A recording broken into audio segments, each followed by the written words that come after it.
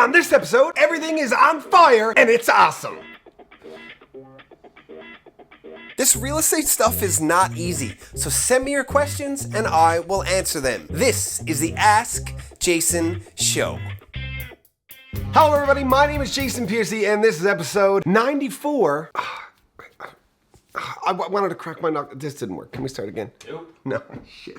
Episode 94 of the Ask Jason Show. On this episode, this is just sort of a state of the union of what's going on in our market right now because shit is on fire. So here's a little bit of data. First house I listed post-pandemic, sold in about 36 hours for $5,000 under asking. A few days later, I listed another one. It sold in less than 24 hours for asking price. A few days later, I listed another one. It sold in 5 days for $5,000 under asking. And the phone is still ringing like crazy on all three of these houses. And I have two more that are coming up really soon, and I'm expecting the same thing to happen again. Now, is this because I'm really good at what I do? Wait, rhetorical question.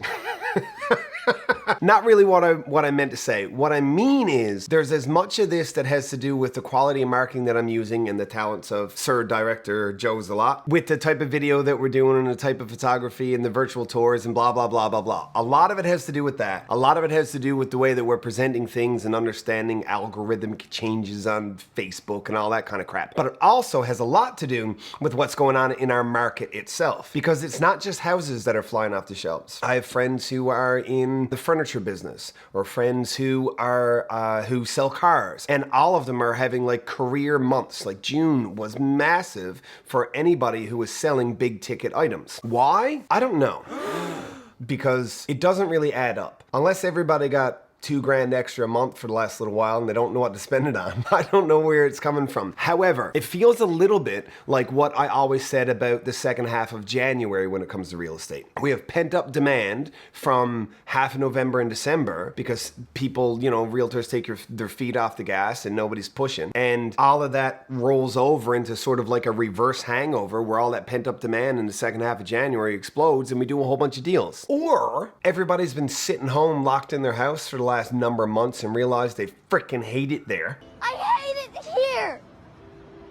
And they need a different house. Or when everybody in your family does actually try to sit around the dinner table to eat together, there's not enough damn room and you need a bigger house. And of course, there's also the divorce factor, because you lock two people who barely get along after 20 years into the same house for a really long time, and eventually one of them's getting knifed or somebody's throwing the ring out the window. So I think those are probably all the reasons why it's happening. But if you are in the market to sell, put your name on the wait list for Joe to get pictures of your house because he's booking like a week or two out. It is that busy. But also, I get special service from Joe. Oh, that's weird. I don't get special service from Joe. I mean, like, I get priority.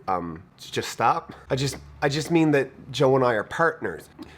No, what I'm trying to say, he keeps doing this. What I'm trying to say is that we're really close and we help each other in ways that maybe other men can't help. Wait, this has been episode 94 of the Ask Jason Show. If you want to sell your house, get off your ass and pull the trigger now. Ride the wave. Ooh. Because the rush will end, normalcy will come back, things will balance out, the government is going to retract some of those CERB checks if you didn't deserve to have it. So, do it now. And that's all. We'll see you next week.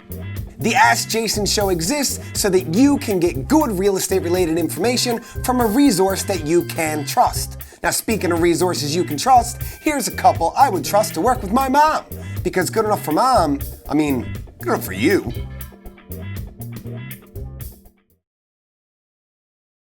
Fine figure and long golden hair, and her clothes were as pretty as any would wear. Up to her I sauntered and boldly did say, "You're the fairest young woman I've seen in the bay. You are a fair maiden and the meadow is dry, while you stroll along with me and in the grass lie." You go. "Oh no, sir," she said, with a toss of her head. "Before I lie with you, I'd rather be dead. I'm a merchant's own daughter of quite high degree. You may look from a distance, but never touch me."